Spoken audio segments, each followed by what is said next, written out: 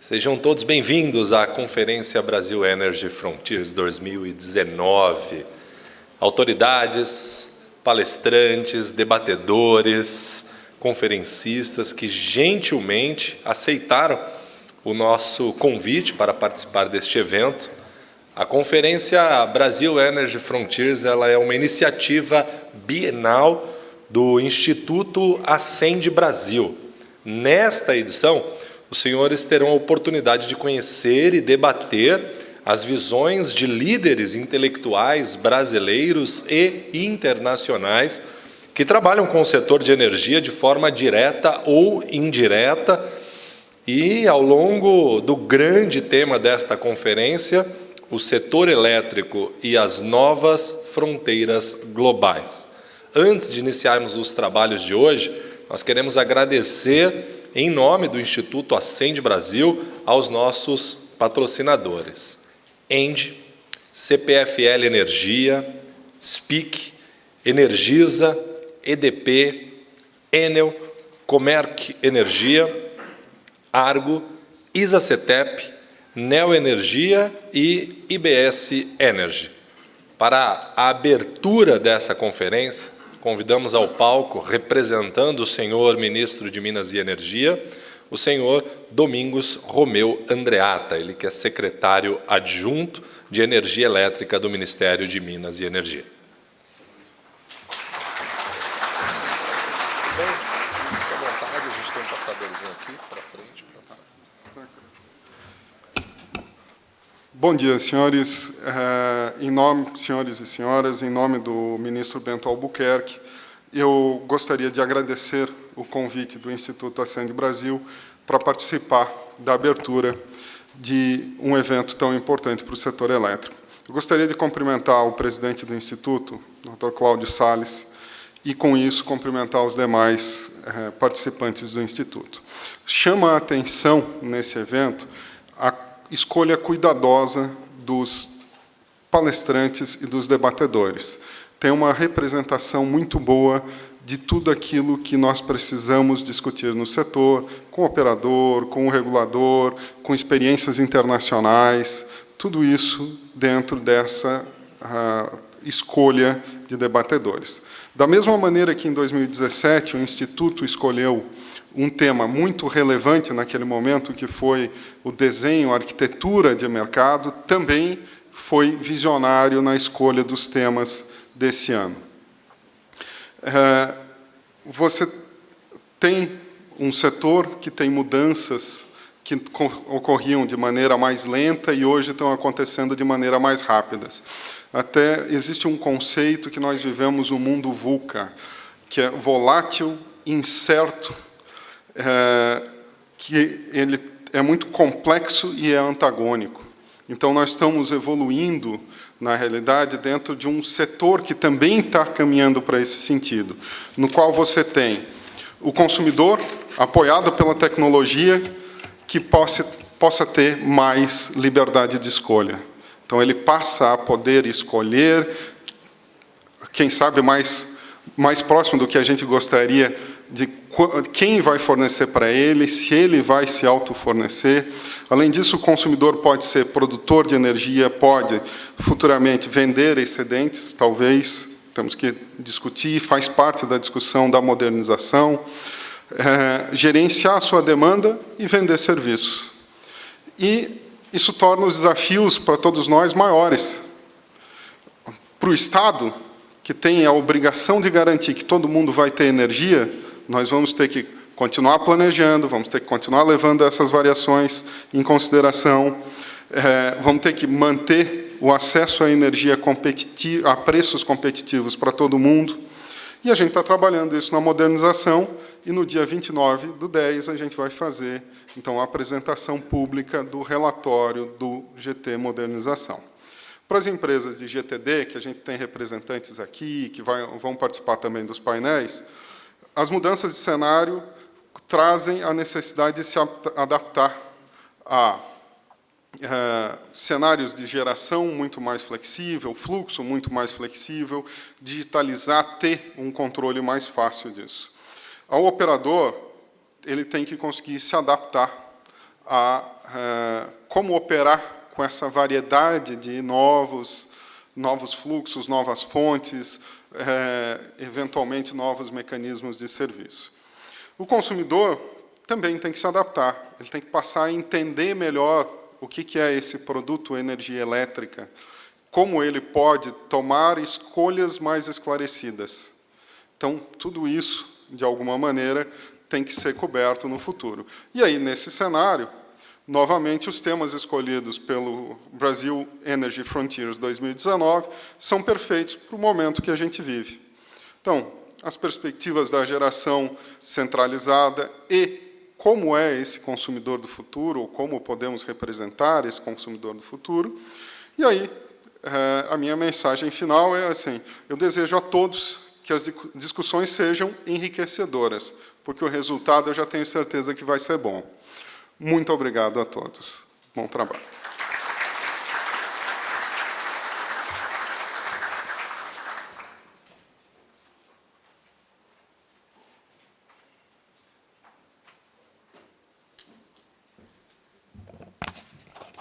Senhoras e senhores, meus amigos, muito obrigado por estarem aqui. Vou ser muito breve.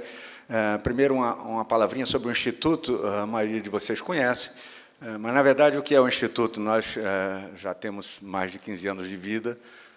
Eu era criança quando, com o Eduardo Monteiro, começamos. E o que fazemos um pouco de duas coisas. Primeiro, enfim, atuar seguramente como um think tank especializado no setor elétrico, mas que tem essa faceta de atuar como um observatório do setor. Olhamos as principais dimensões do setor, política tarifária, planejamento, leilões, tributação, comportamento de agência reguladora, enfim, sobre cada uma dessas dimensões nós estudamos com rigor acadêmico mesmo e procuramos transmitir as nossas análises, diagnósticos e sugestões de maneira mais ampla possível essa divulgação com o propósito de informar a opinião pública, os três poderes, executivo, judiciário e legislativo, como uma contribuição para a formulação de políticas públicas. Isso é a atuação do que nós chamamos como um observatório. A outra atuação é prestando serviço ao mercado, enfim, competindo em projetos de consultoria, projetos de P&D, enfim, treinamento, coisa que nós fazemos também. Uma das formas como nós usamos para divulgar, enfim, esse nosso trabalho, enfim, essas nossas análises, é essa conferência, para nós muito querida, fazemos a cada 2 anos, é a nossa Bienal da Moda, porque, enfim, ela olha com um farol alto para o futuro e isso não tem mudanças assim tão radicais no mesmo ano. É sempre muito divertido e o que nós pretendemos hoje é que isso seja, digamos, uma conversa bem estimulada pelo conteúdo que nos será trazido pelos keynote speakers e debatedores. Aliás, a eles, em primeiro lugar, eu faço o nosso agradecimento. Muitos vieram de muito longe para estar aqui conosco, tanto os keynote speakers e os debatedores, que serão oportunamente apresentados de forma individual. Então, meu agradecimento a eles e, certamente, meu agradecimento muito efusivo a todos vocês, que, enfim, são a munição fundamental para que a gente produza aqui um dia inteiro de reflexões que sejam importantes para o nosso futuro. Muito obrigado a todos e vamos aos trabalhos.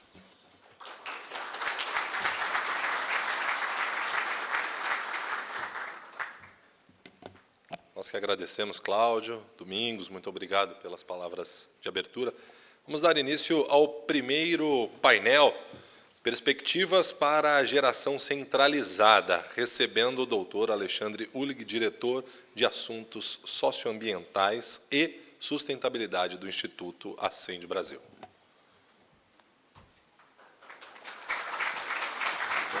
Legal, você viu? Ó, aqui você passa para frente. Tá bom.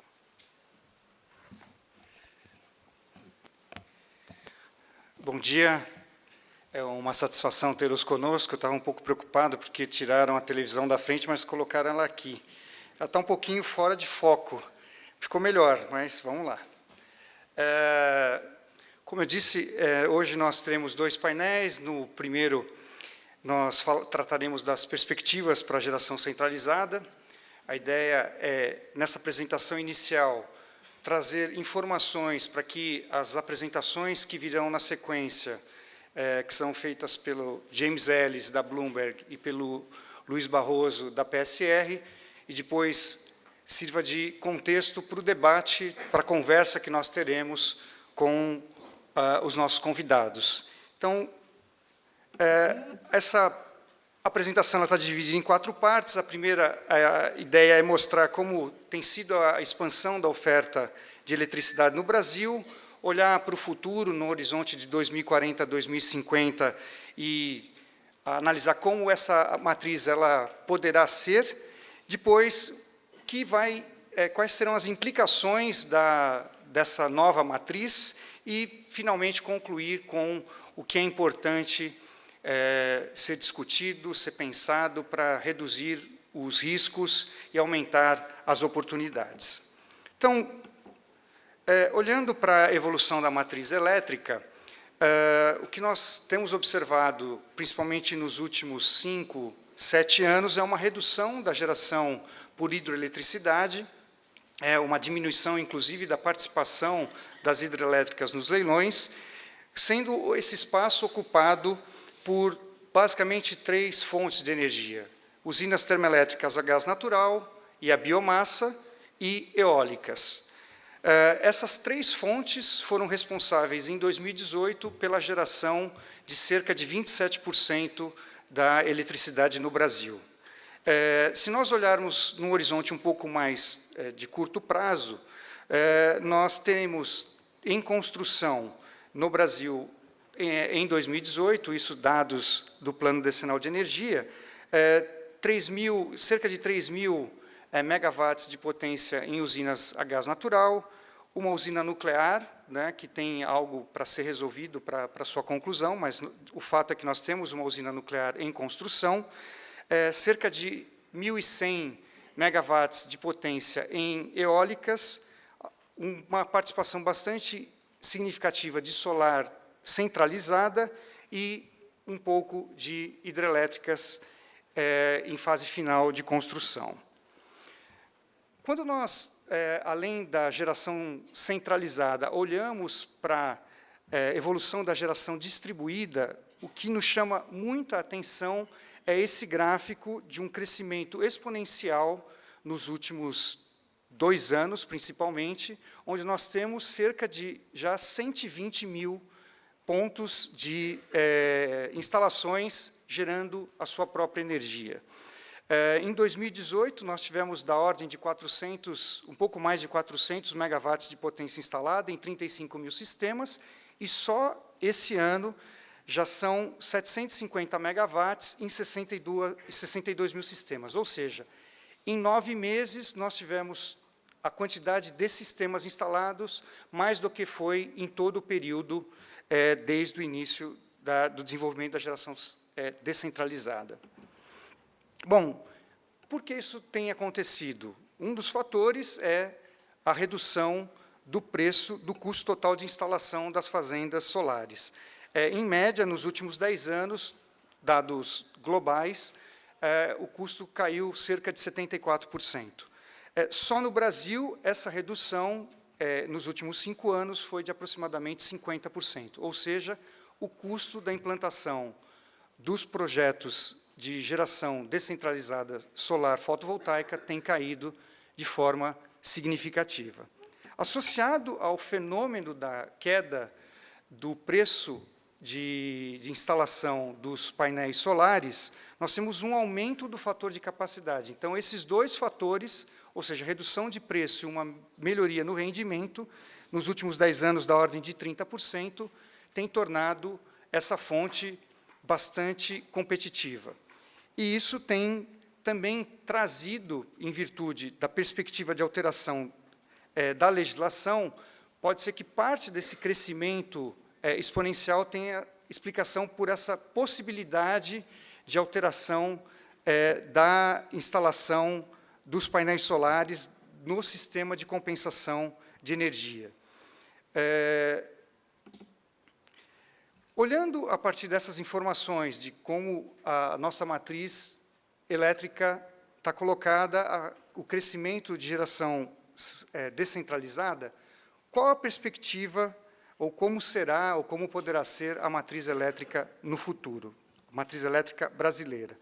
Nós olhamos para dados do Plano Decenal de Energia e um pouquinho mais de longo prazo da Agência Internacional de Energia. Embora conhecêssemos os dados da Bloomberg, nós reservamos para que o James explore eles de forma mais ampla. A expectativa, segundo a Agência Internacional de Energia, é que nós tenhamos cerca de 4 gigawatts, ou 4.000 megawatts de potência instalada por ano em energia nova. Desses 4.000 megawatts, 800 viriam de solar fotovoltaica. Segundo os dados da EPE, do Plano Decenal, e também o Barral estará conosco no debate, na sequência, vai poder, muito provavelmente esses números já estão atualizados para o Plano Decenal de Energia 2029, mas no Plano Decenal de 2027, né, publicado em 2017, a projeção era que nós teríamos cerca de 1,4 gigawatts em geração distribuída entre 2019 e 2027. Quando nós fazemos uma projeção do que já teve de inserção, geração distribuída nos 9 primeiros meses, se nós projetarmos um crescimento semelhante, nós devemos ter, só em 2019, aproximadamente 1 gigawatt em geração descentralizada. Bom, a pergunta que fica, e é o que nós pretendemos explorar ao longo desse painel da manhã, é: será que os cenários atuais eles estão capturando o potencial da participação da geração distribuída na matriz elétrica? Quais serão as consequências dessa inserção em massa de geração descentralizada? Bom, se nós observarmos como foi a contratação da potência instalada nos últimos leilões regulados, nós tivemos, nos últimos 9 anos, aproximadamente 3.000 megawatts, em média, contratados nos leilões regulados.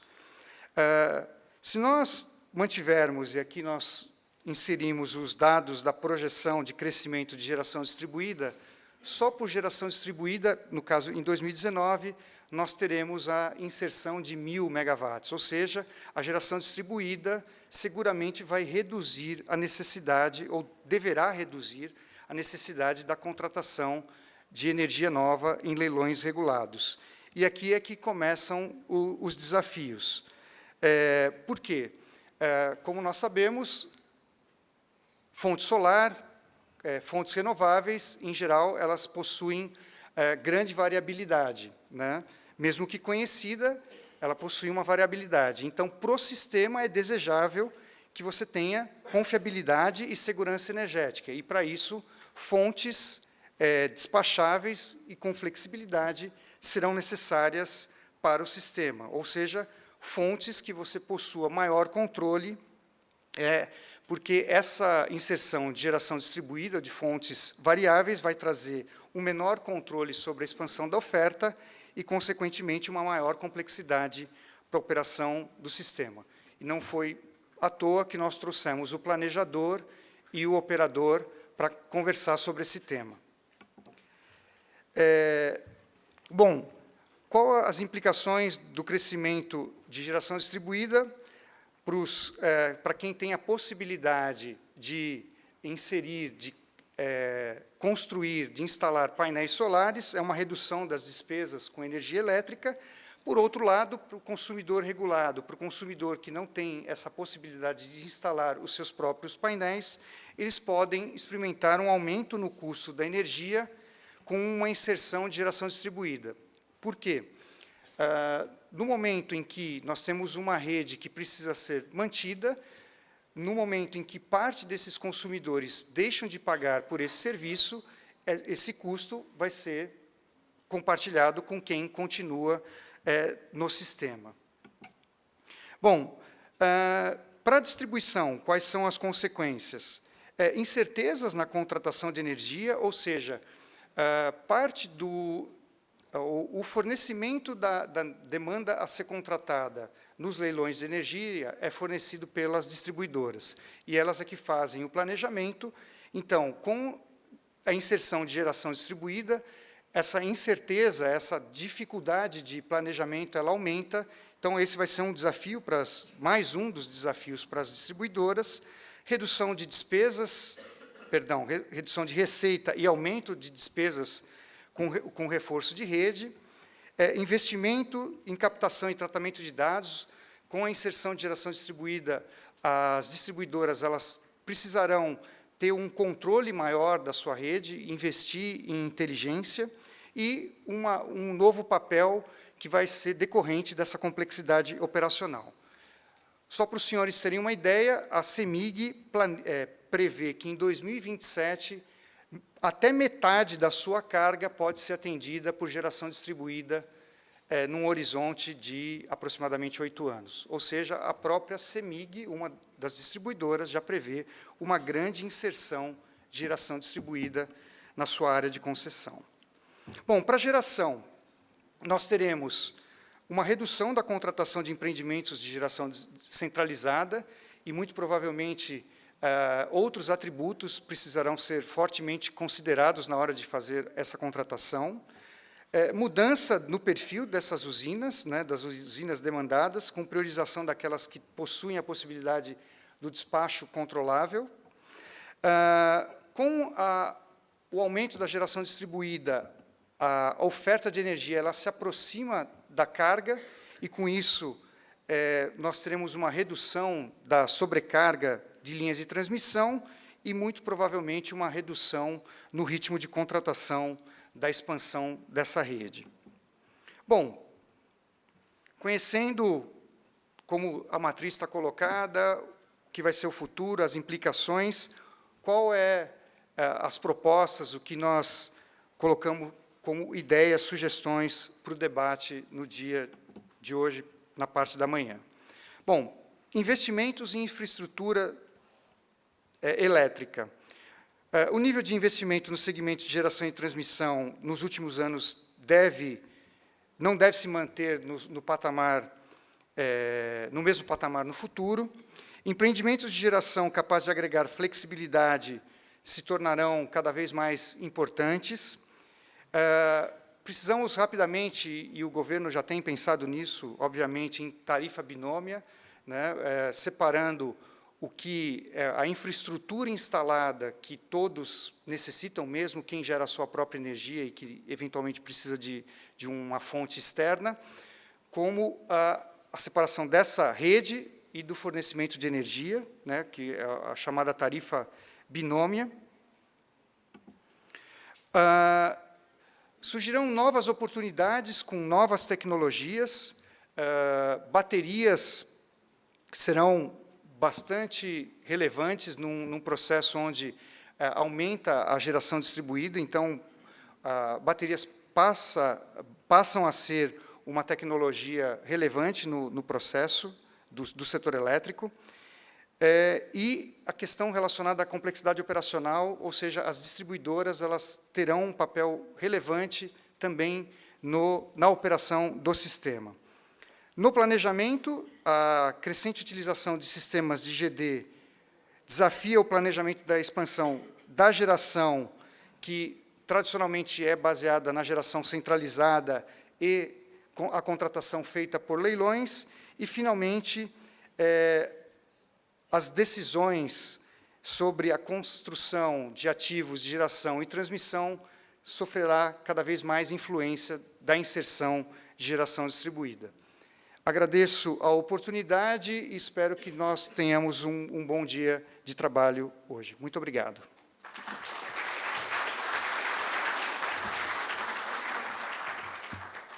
Nós que agradecemos, Alexandre.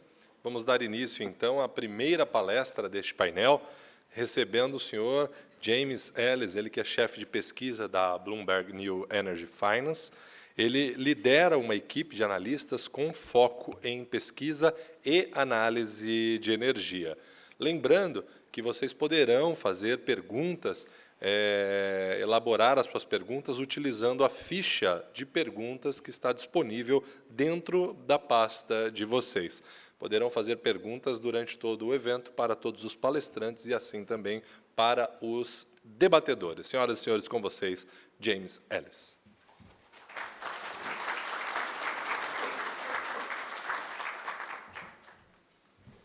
Muito obrigado.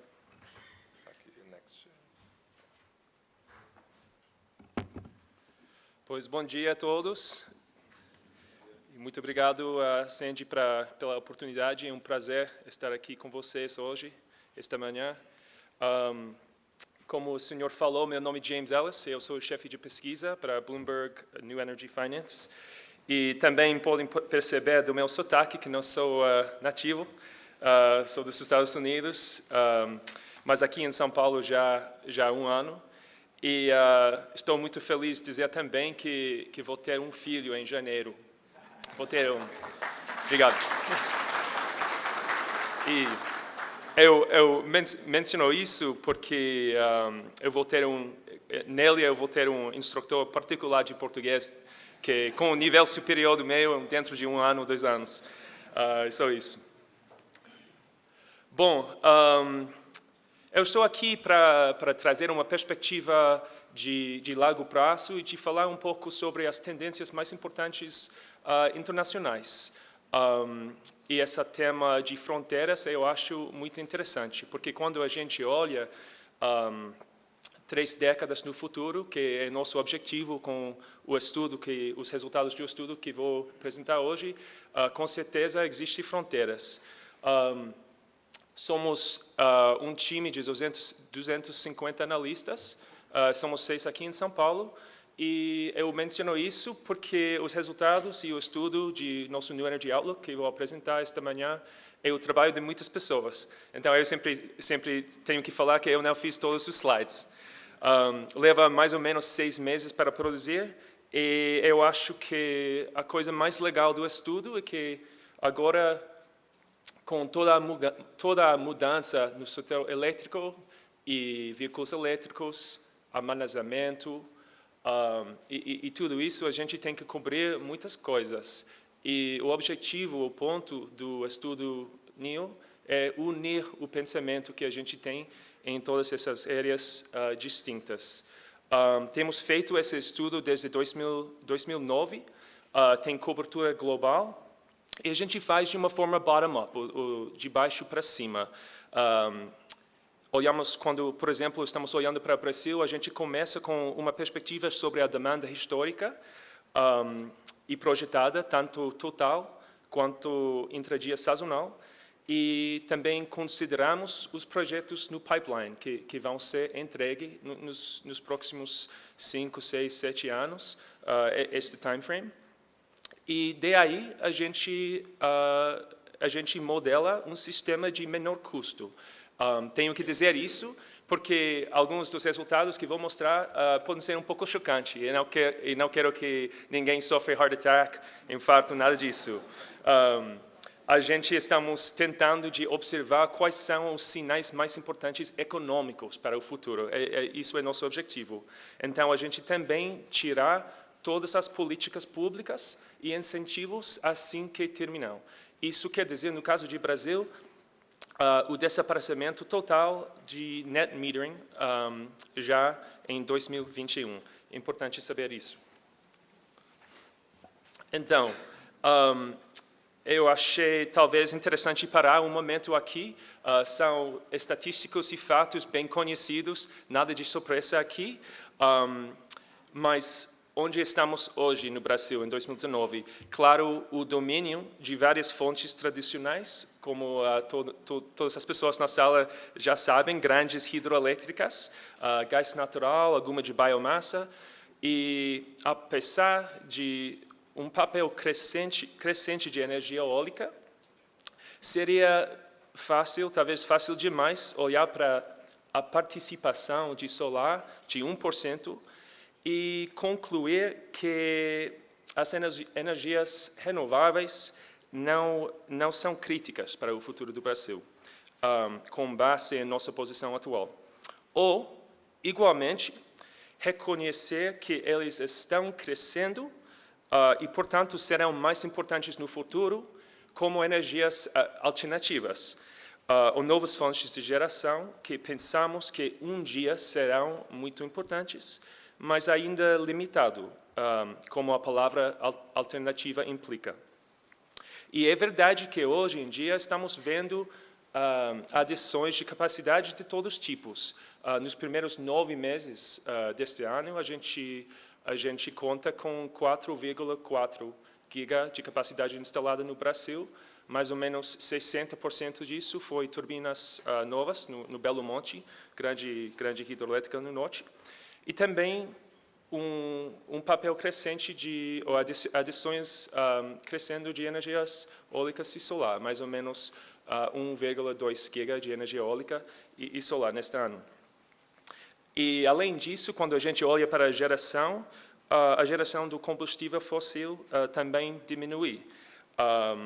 Enquanto a geração total do país aumentou, a produção de usinas térmicas atingiu o nível mais baixo desde 2014. Então, tudo isso levanta questões importantíssimas sobre a futura de energia no Brasil. No que devemos prestar atenção e por quê.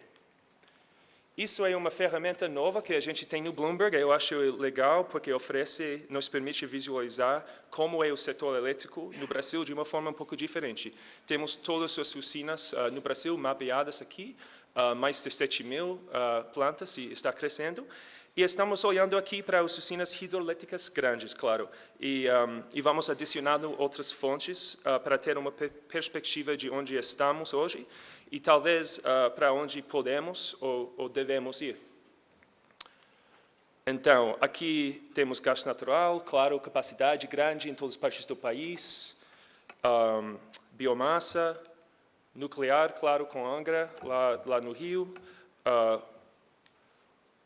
óleo, interessante também, esse papel forte nas áreas mais afastadas, no norte, nas Amazonas, pode perceber os rios grandes lá no norte.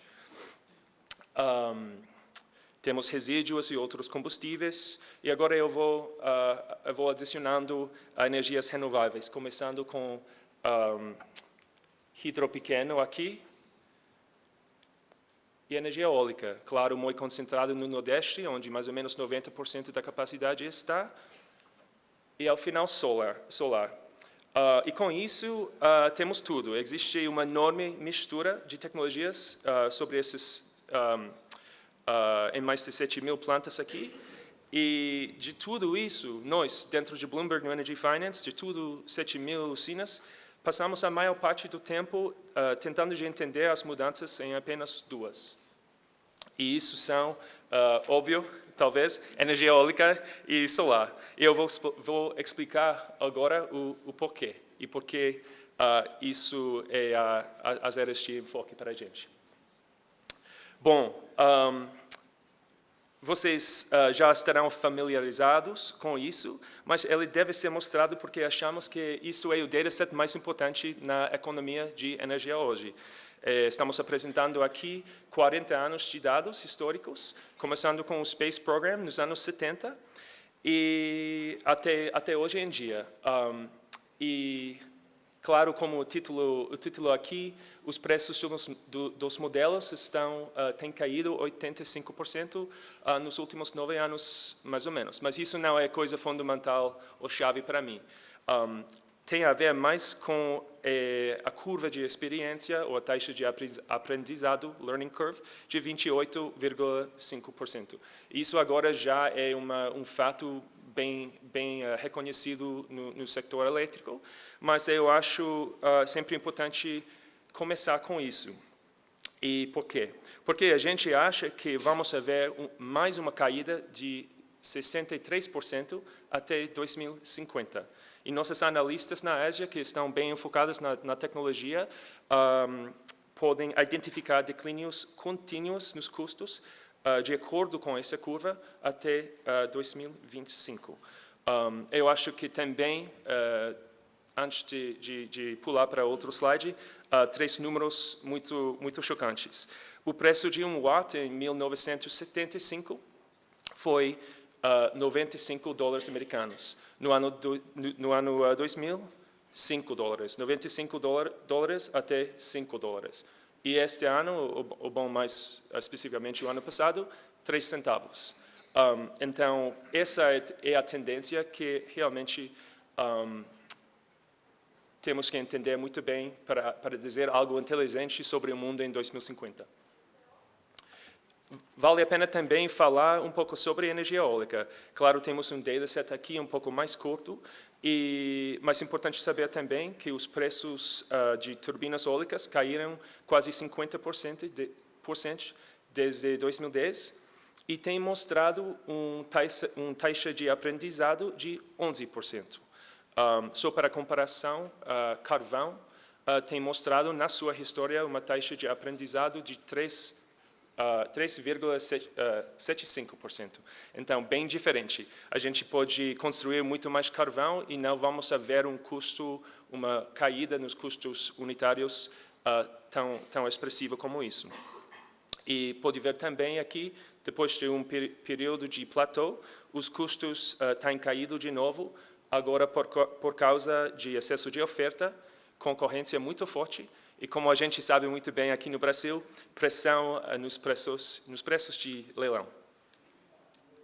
A história no lado eólica tem um pouco menos a ver com os custos e essa caída tão forte no lado solar, e tem mais a ver com tamanho. Neste caso, size does matter. As turbinas continuam ficando maiores e o crescimento de capacidade de turbina segue uma interessante step function, não? Passo a passo, cada 6 anos mais ou menos. É semelhante às fabricantes de automóveis. Pensam em plataformas que durem mais ou menos 5, 6 anos e daí a gente vê um crescimento de tamanho.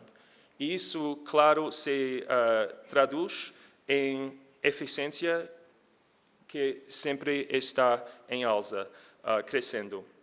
E gostaria de destacar aqui, claro, o Brasil, que aproveite dos fatores de maior capacidade no mundo, em média. Isso também tem implicações muito importantes para as previsões ao longo tempo.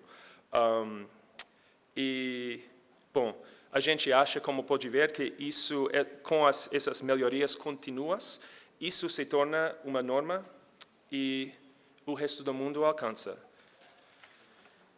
Também vale a pena olhar para trás 10 anos, mais ou menos, quando olhamos para as energias renováveis 10 anos atrás e os mapas de instalações eólica e solar globalmente, havia apenas 132 giga instalados em todo o mundo.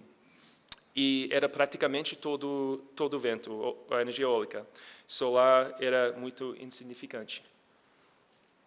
Mas o que vimos nos últimos 10 anos é incrível. It's nothing short of incredible. O mundo alcançou 1 terawatt de instalações eólicas e solares no ano passado. E isso quer dizer que com essas duas tecnologias temos 1 trilhão de watts. 1.000 gigawatts. Isso equivale à capacidade instalada total dos Estados Unidos, equivale também à capacidade total de carvão na China, e isso levou 40 anos para chegar a 1 terawatt.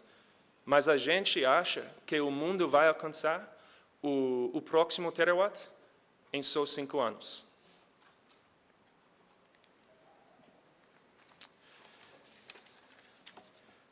Antes de voltar para o Brasil e nossas previsões, eu gostaria de olhar para esses 3 gráficos aqui, porque eu acho que mostram essa queda acelerada também de preço de baterias.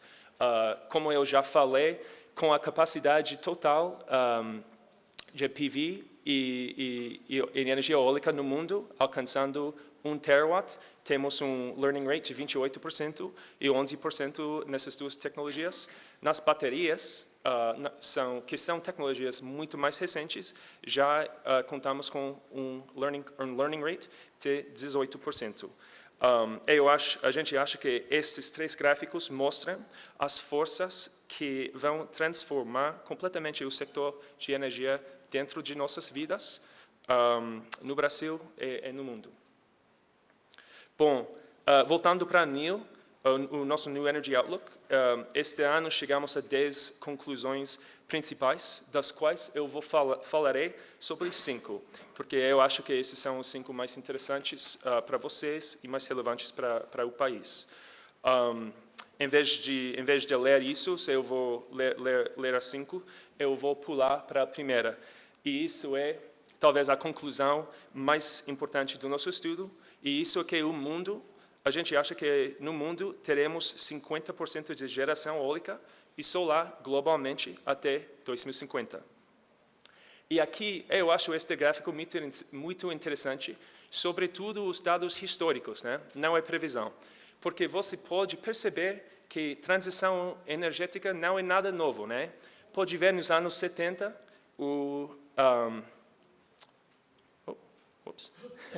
Pode ver nos anos 70 a crise de petróleo, né? Pode ver o aumento de importância de gás natural nos anos mais recentes e pode também perceber o crescimento e declínio da energia nuclear, só nos dados históricos. Mais importante, pensamos que até 2050 a gente vai chegar à geração quase 50% no mundo de energia solar e vento. Isso também, quando a gente fala de energia renovável, a gente acha que esse número vai ser 62%, e só 1/3 de combustíveis fósseis. Então, talvez, se a gente lembra uma coisa da apresentação, seria isso. A gente acha que talvez pode ser que estamos mudando de um mundo de 2/3 de combustível fóssil até de 2/3 energia renovável. 2/3 combustível até 1/3 combustível. Então, mais ou menos é uma troca de papéis. Bom, também temos que destacar que com todas essas energias intermitentes, a gente tem que construir muito mais capacidade, não é? A gente acha que o mundo vai precisar, ou vai ver um aumento de 62% na geração, e isso produz crescimento de quase 3 vezes na capacidade, com mais de 12 terawatts adicionada.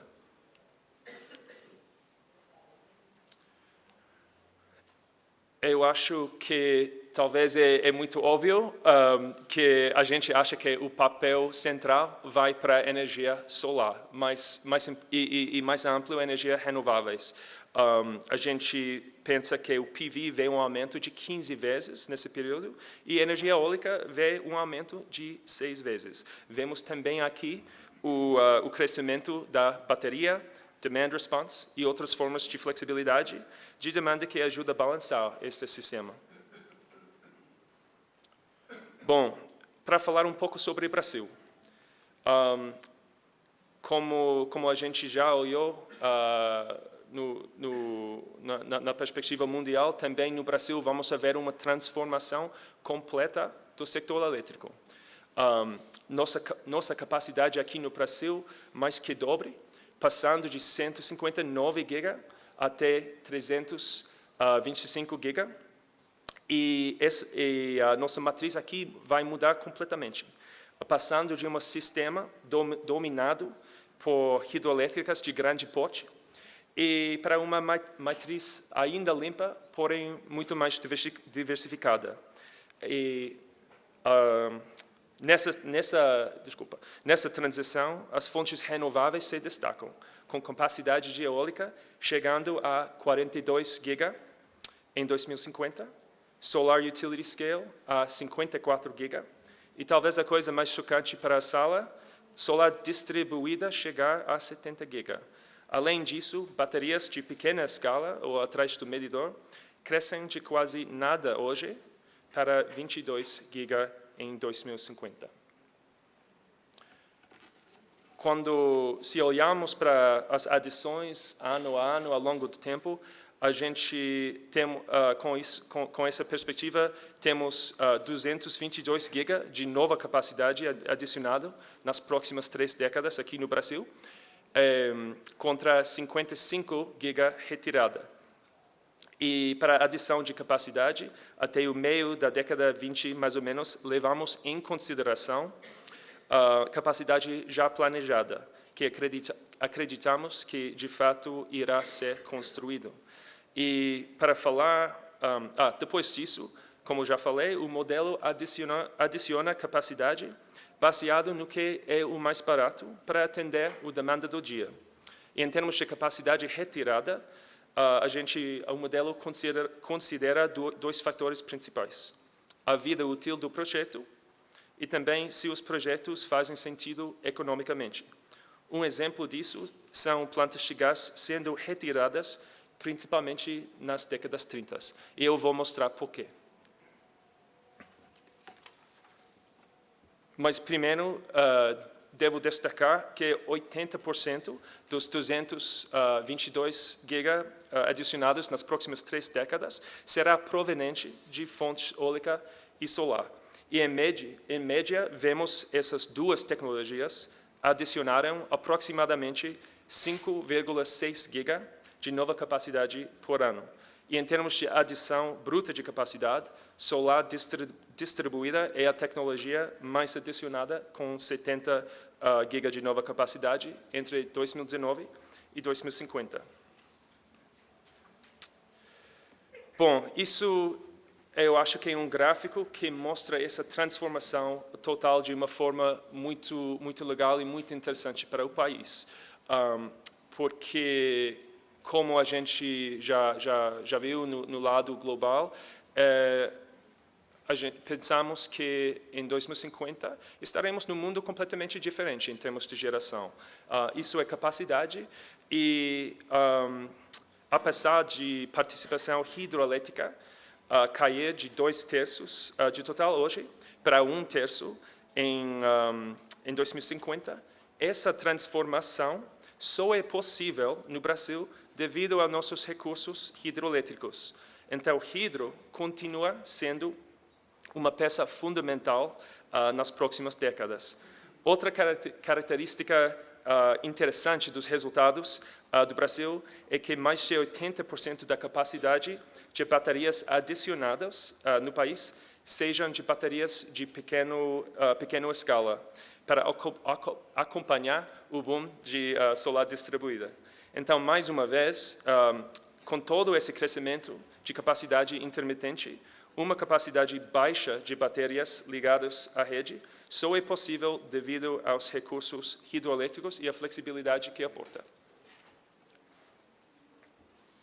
Bom, eu sou com Bloomberg, então, claro, a gente tem que falar do dinheiro e o tamanho da oportunidade aqui. A gente acha que, globalmente, essa transição energética representa uma oportunidade de 13,3 trilhões de novos investimentos. E, claro, a maioria vão para zero carbono e para as energias, outra vez, globalmente, para as energias eólica, solar e baterias, essa cifra, o número é 10,3%. No Brasil, a gente acha que esse mesmo número é 155 bilhões de dólares que vão para nova capacidade. E a gente também acha que 98% desse investimento vão para energias renováveis. E solar distribuída dentro desse número atrairá 40% do total, ou 63 bilhões de dólares. A gente acha que a energia eólica vai atrair 1/3 do total, os 54 bilhões de dólares, e utility scale solar atrairá 22 bilhões de dólares americanos. Como eu falei também, uma coisa interessante acontece com as baterias no Brasil, por causa do papel que os recursos hidroelétricos nos oferecem aqui. E isso é com todas as energias renováveis que a gente acha vai ser adicionadas no país, não vemos adições de baterias de grande porte tendo um papel muito forte. Em vez disso, dos 14 bilhões de dólares que a gente acha vai ser ou pode ser investidos no Brasil, quase tudo vão para baterias de pequena escala. E isso ocorre, sobretudo, a partir da década de 30, quando começa a acompanhar o crescimento de capacidade solar distribuída. Bom, eu acho que, para mim, isso é talvez os slides mais favoritos e mais que mostra melhor a transição que está ocorrendo hoje em dia. Olhando para 5 anos atrás, estamos olhando para o mundo em 2014 e podemos ver que talvez 1% da população vivia em um lugar onde a fonte mais barata de eletricidade era solar ou eólica. Não sei se temos alguns colegas de Alemanha ou Uruguai aqui, mas parabéns. Estados Unidos e Brasil não entram em 2014. Mas hoje, são 2/3 do mundo vivem em um lugar onde o PV e eólica são as fontes mais baratas de nova geração. E existem 2 fatores fundamentais que nos ajudam a entender esses resultados. O primeiro deles são os tipping points dos LCOEs. E estamos olhando aqui para os tipping points para o Brasil, ou pontos de inflexão. O primeiro tipping point, o gráfico na esquerda, se refere a quando construir uma planta nova eólica ou solar se torna mais barato que construir uma nova planta térmica. No Brasil, e em grande parte do mundo, como eu acabei de mostrar, esse ponto de inflexão já foi alcançado. E por isso, grande parte da capacidade construída em NEO é renovável, porque é um estudo econômico. E o tipping point 2, no gráfico na direita, é também muito interessante e mais relevante para o longo prazo, se refere a quando construir uma nova planta eólica ou solar se torna mais barato que gerar de uma planta térmica. E considerando esses LCOEs, ou custos nivelados de energia, esse ponto de inflexão foi atingido para a eólica esse ano no Brasil. Porém, só será atingido na primeira metade da década dos 20 para solar no Brasil. E o tipping point 2 explica porque, a partir da década de 20, já começamos a ver a capacidade de gás sendo retirado. E outro fator importante é que, ao contrário de grande parte do mundo, no Brasil, geração eólica de grande escala é mais barata do que solar. Isso não é o caso na maioria dos países que a gente estuda. E isso também se traduz em resultados muito diferentes para o Brasil. O LCOE das 2 tecnologias, solar e eólica, apenas se cruza no meio da década de 30. E é nesse momento que começamos a ver um boom de solar distribuída, um boom de capacidade solar de larga escala sendo instalada. Bom, isso é o nosso estudo de LCOE com todos os países, todas as economias maiores no mundo. E atualmente nossos recursos eólicos aqui no Brasil são tão impressionantes que nos números que temos para o LCOE, para onshore wind, somos o segundo LCOE mais barato no mundo.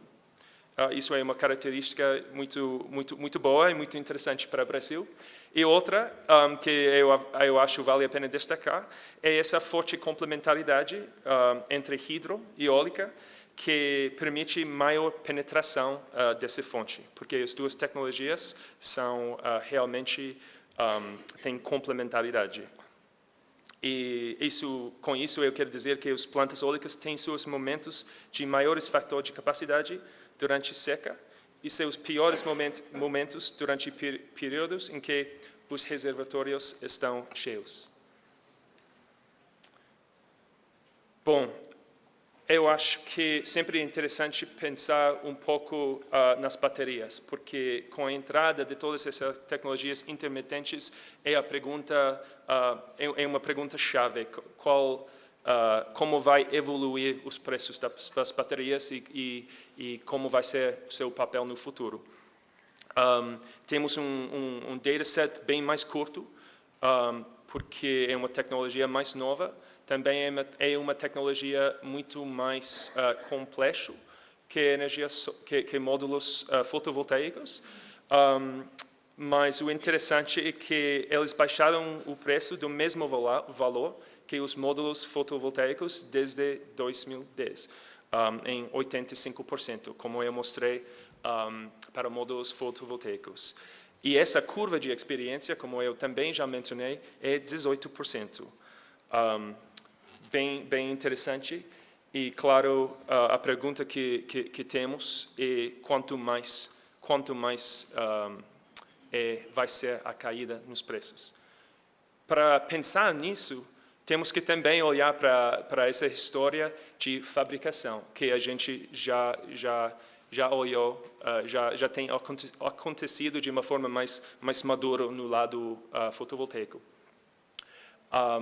Então, temos que olhar para a capacidade de fabricação no mundo, hoje em dia, e quanto está planejado para o futuro. A capacidade de produção de baterias irá triplicar até 2025. E este é o pipeline de só curto prazo de projetos nos quais a gente tem flexibilidade.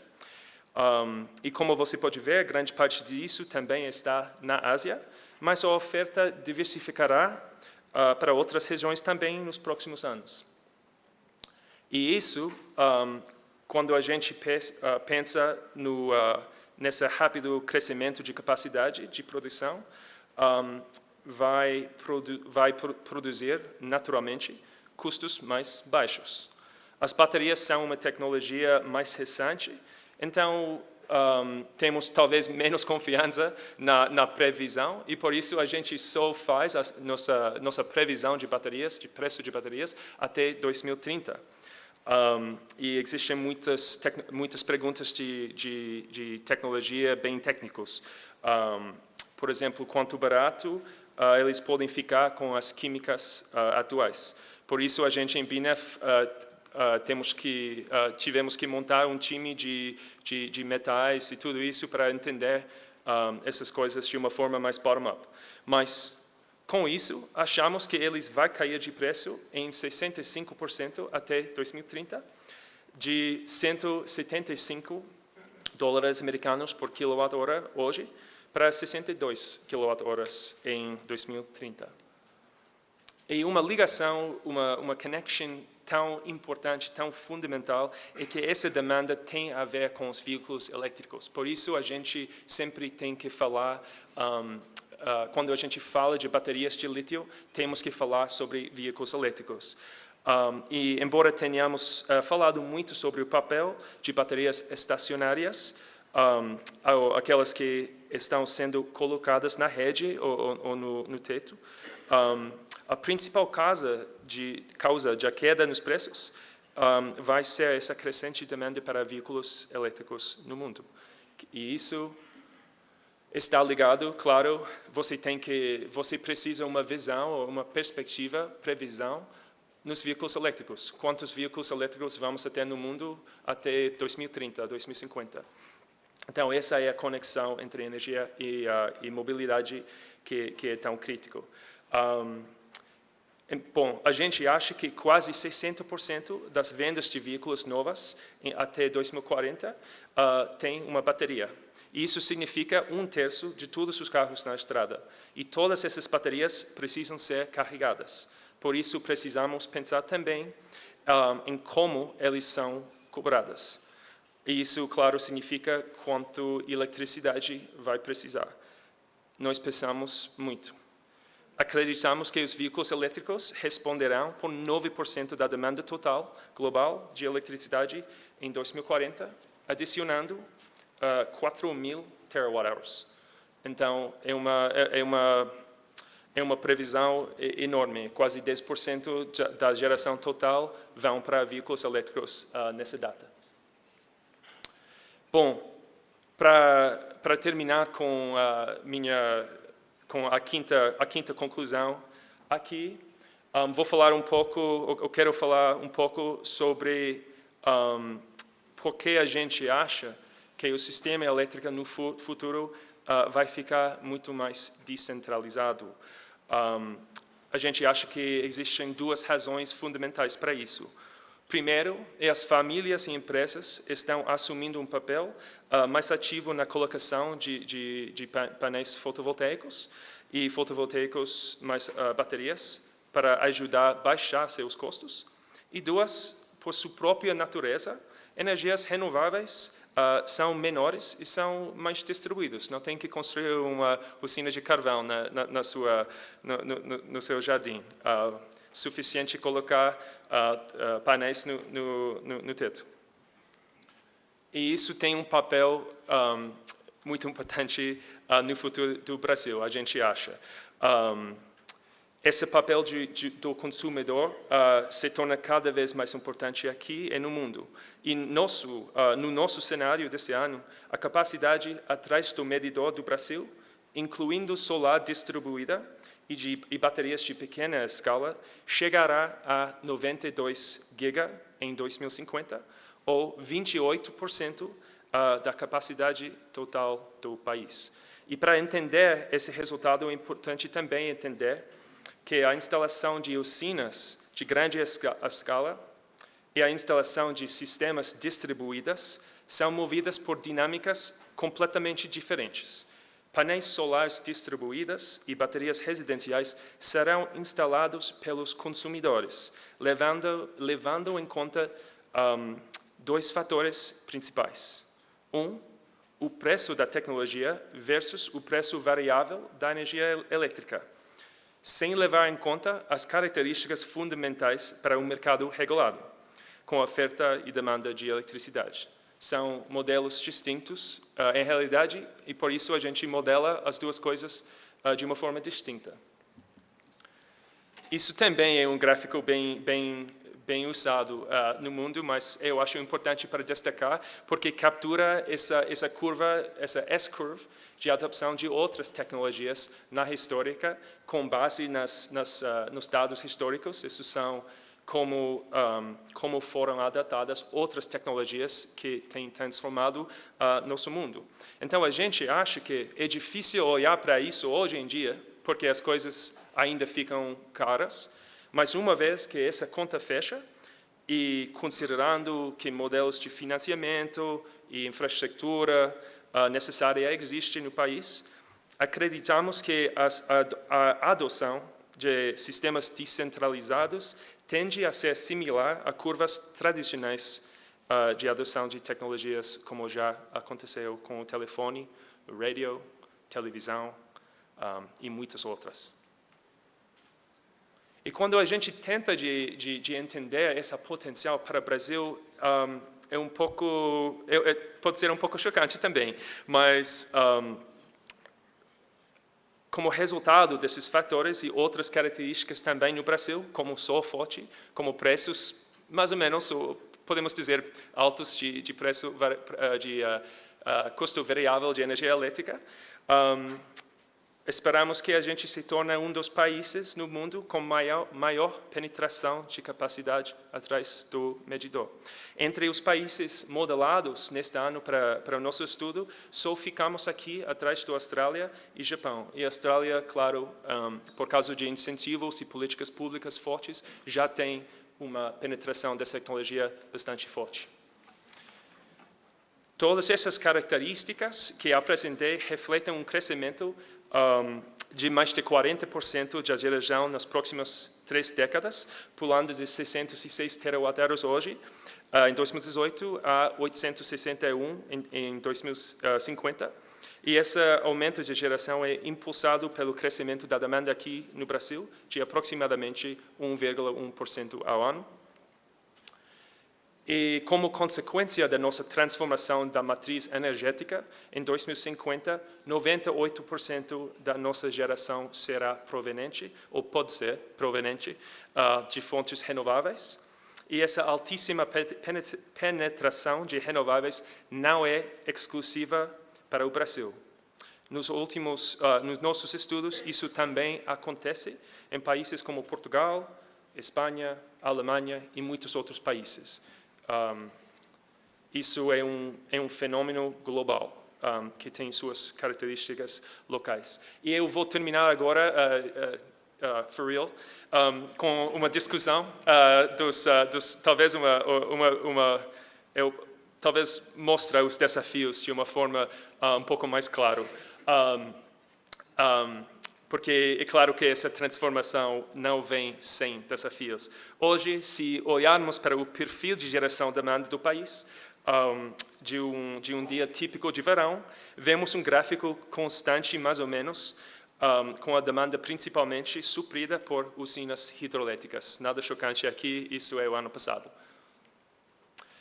Mas, porém, em 2030, com a maior adição de capacidade intermitente, esse perfil começa a se transformar. E já vemos solar tem um aumento de penetração durante o dia bastante forte, tanto small scale como utility scale, e a gente vai precisar essa flexibilidade que aporta a geração hídrica, porque vamos precisar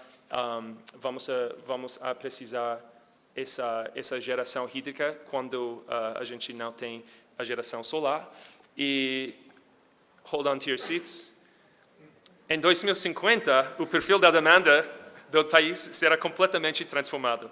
O pico de energia deve crescer, principalmente devido à maior demanda de ar-condicionado, e a maior parte da geração durante o dia é proveniente de plantas solares.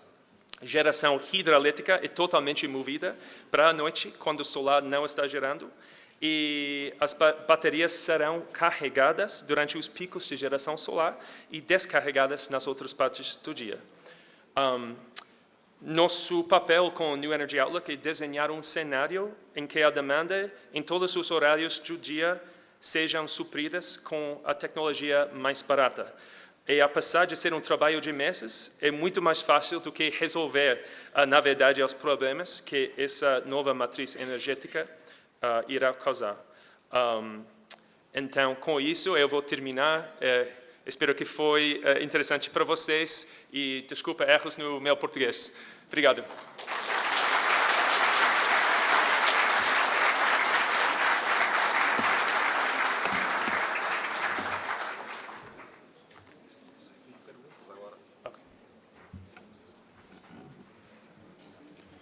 Muito obrigado. Nós agradecemos, Sr. James Ellis, pela sua apresentação.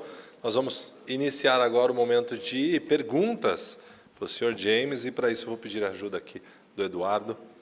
E lembrem-se, para fazer as perguntas, usem as fichas dentro das pastas de vocês. As nossas recepcionistas estão à disposição para recolhê-las e trazer até aqui ao Eduardo. James, fique à vontade, por favor.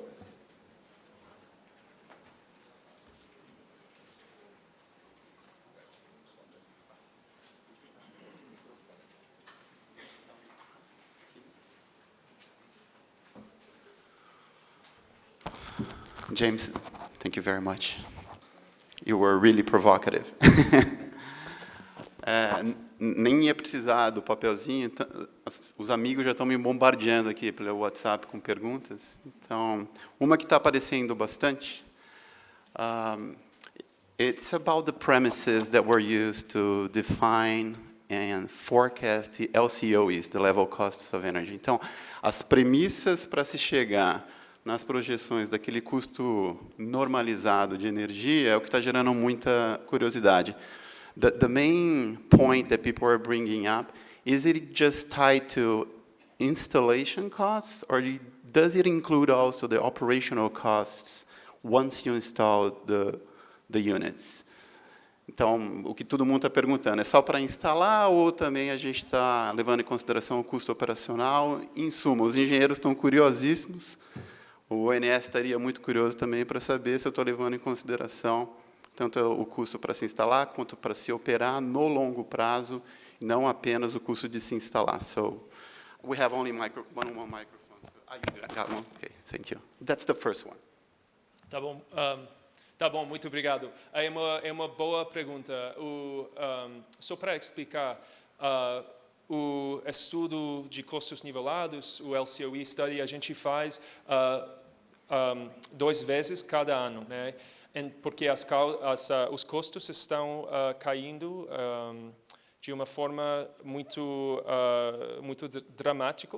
Então, temos que fazer estimativas para todos os mercados grandes no mundo 2 vezes cada ano. Então, a gente acha que o nosso LCOE, que é realmente um rango de low, mid, high cases, a gente acha que captura o que é o custo nivelado dessas tecnologias hoje em dia para projetos que estão sendo financiados hoje. Isso é o LCOE agora. Leva em conta a energia total de um projeto e os custos de CAPEX, OPEX, de financiamento, balance of plant, tudo, e dividido por a energia elétrica ao longo da vida do projeto. Não é um métrico perfeito, mas se queremos comparar os custos de diferentes tecnologias, é uma maneira boa para fazer isso.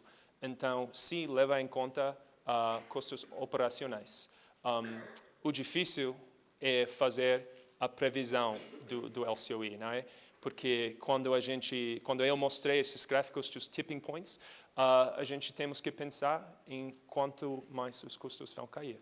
E temos um time, são baseados em Londres, de Energy Economics, e isso é o trabalho deles. Mas a gente captura a perspectiva local de todos os mercados, falando com vocês, com developers aqui no Brasil e em todos os países onde estamos baseados. De modelagem, que eu vou evitar, acho que o público entende o porquê disso. Mas podemos falar sobre isso, qualquer dúvida, no café. Tá, não, são modelagens no nível de engenharia mesmo, New Wave, Decomp, e acho que esse não é o fórum, né? Uma pergunta um pouco mais genérica, e comprando a tua provocação, James, naquele cenário de inversão 1/3 para 2/3, onde 1/3 era ocupado por renováveis. No caso do Brasil, o grande problema taxonômico é o fato de geração hidrelétrica ser renovável. E, no jargão usual, eles até esquecem do hidrelétrico. Nessa inversão 1/3, 2/3 do papel que hoje é assumido globalmente para as que não são renováveis e renováveis, qual você enxerga que será a reconfiguração de papéis na cadeia de valor? Então, se hoje eu quiser me preparar para ser um grande investidor no futuro, que tipo de investimento, que tipo de competências eu deveria estar desenvolvendo a partir de agora, e em que tipo de empresa eu deveria investir para me preparar para um cenário, vamos ser um pouco menos ambicioso, 2030 e 2050. Quais serão essas reconfigurações de papéis? E, principalmente, no nível do utility, no nível da distribuidora, muda o papel dessa distribuidora, ela tem que mudar as competências e capacidades dela para conseguir absorver esse choque que vocês estão prevendo? Bom, outra pergunta muito boa. Não sou muito experto na estratégia de utilities, então não quero falar alguma coisa muito errada aqui, mas na minha perspectiva, eu falei muito pouco sobre leilões. Eu falei muito pouco sobre políticas públicas e outros incentivos. Por exemplo, nessa leilão recente, houve diversas tecnologias têm ganhado, né? Porque isso reflete políticas do planning, do governo, né? Então, eu acho que, como comentei, com nosso estudo econômico aqui, estamos mostrando quais são as formas mais baratas que atende cada dia. Mas, na realidade, vamos ver uma coisa, claro que vamos ver uma perspectiva diferente do que isso. E pode ser que vai ser ainda mais diversificado, né? Porque se eu fosse um ministro de planejamento de energia, eu talvez não estaria muito confortável com essa pintura. Então, talvez eu vou impulsar outras tecnologias com mais baseload, com fontes mais firmes, sejam construídas. Então, Bom, eu acho que a estratégia mais inteligente seria uma de diversificação. E por isso estamos vendo hoje em dia até empresas de oil and gas diversificando na geração elétrica e, sobretudo, energias renováveis. Porque todo mundo, se o ExxonMobil acha que a transformação está chegando, eu acho que está chegando. James, a gente viu aí o papel projetado em relação à participação de gás natural. Só que tem uma onda de choque na qual muitos estão apostando, que é o gás do pré-sal. O próprio resultado recente do leilão regulado de sexta-feira mostrou uma certa aposta, não na medida e na intensidade como alguns esperavam, né? Mas há uma expectativa disso daí, gás do pré-sal, né, inclusive associado a um sinal ecossistêmico importante, né, de aproveitar esse gás associado ou não. Algum insight sobre isso? Brasil vis-à-vis mundo, olhando para a oportunidade que o pré-sal e esse gás associado ao pré-sal poderia trazer para a gente? Isso poderia ser um outro tipping point que mudaria completamente o forecast que vocês estão fazendo, a previsão que vocês estão fazendo? Claro, a oferta de gás do pré-sal pode ser que mudaria de uma forma dramática o custo médio de gás natural no Brasil no futuro, mas para isso acontecer, precisamos ver muita infraestrutura nova, né? Eu tenho duas dúvidas importantes sobre o papel de gás do pré-sal. A primeira é que ninguém com quem eu já falei sabe qual é o lifting cost, ou qual é o preço do gás do pré-sal.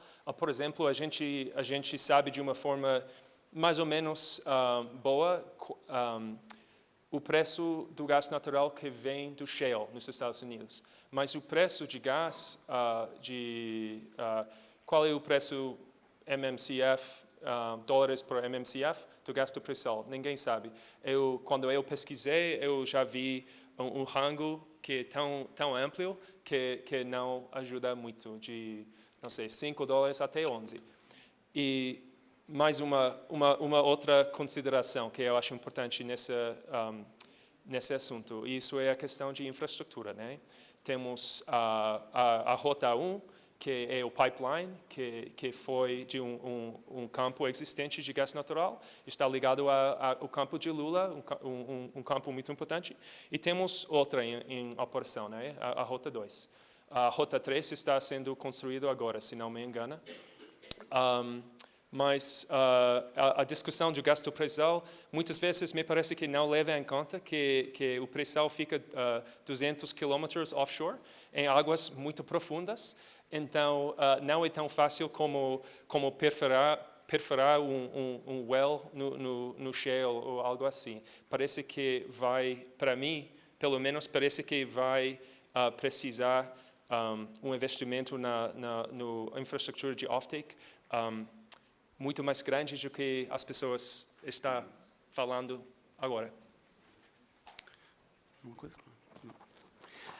Outra categoria de perguntas que apareceu muito aqui é aceitando aquela terminologia utility scale, small scale. Se você considerar que leilões regulados têm sido o grande indutor, principalmente no mercado regulado de energia, você vê, inclusive, a partir da provocação que o Alexandre fez, né, GD, geração distribuída, assumindo um papel relevante, chegando até 1 giga, num futuro próximo, todas as suas previsões, né? Você prevê o fim dos leilões regulados no Brasil? E em que horizonte que você imagina isso daí? Ou seja, tudo indo para as pontas, inclusive trazendo desafio para as distribuidoras que hoje têm a obrigação de fazer a previsão do seu mercado 5 anos à frente. Essa bola de cristal que é um super desafio, né? Então, Como é que vai ficar esse desafio da bola de cristal? Né? Mas eu comecei a minha apresentação dizendo que a gente não dá para previsar a política pública, por isso a gente não faz. Então, tem que ser os sinais econômicos e para mostrar para vocês, mas comentar sobre as leilões, o futuro das leilões no Brasil, não posso dizer, desculpa. Tá. A última pergunta, a gente está chegando no final aqui. A gente tem uma capacidade instalada fenomenal, hidrelétrica, né? Muita gente perguntando, você acha que a hidrelétrica vai ficar só como um ativo para guardar no armário e ficar fazendo modulação, ou ainda faz algum sentido insistir, principalmente diante dos desafios socioambientais, para a implantação de hidrelétrica nessa fonte renovável que poucos países têm nesse tipo de escala, né? Bom, eu acho que, claro, como você mencionou, os desafios socioambientais são cada vez mais importantes para a sociedade e nós, no Bloomberg New Energy Finance, acho que vai ser cada vez mais difícil construir essas usinas hidrelétricas. E eu acho que isso é a experiência do Brasil também. Pode ser que vemos no futuro mais capacidade adicionada que a gente não captura aqui, porque talvez não faz sentido economicamente, mas provavelmente seria uma decisão centralizada, outra vez, de política pública. A gente não gasta muitos recursos, presta muita atenção neste recurso, porque achamos que, na verdade, não precisamos muito mais disso. Não é a forma mais barata, mas vamos ver. É uma pergunta muito boa e muito interessante. Tá bom. A gente chegou no limite do tempo. Queria agradecer ao James. Temos um... Sim. O Luciano assume agora, então não vou fazer o papel de mestre de cerimônia aqui. Obrigado, James. Obrigado, James. Obrigado, Eduardo. Faremos um rápido intervalo para o coffee. Retornaremos pontualmente às 11h50. 10 horas e 50 minutos. Que coffee rápido é esse de 1h30, né? 10h50 estaremos de volta.